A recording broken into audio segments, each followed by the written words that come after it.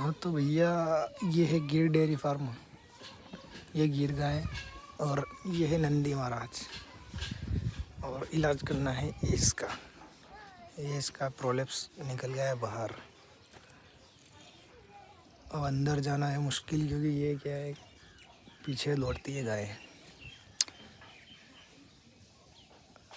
हाँ माता जी, क्या हुआ? ये निकाल लिया इसने फूल। ये नंदी महाराज।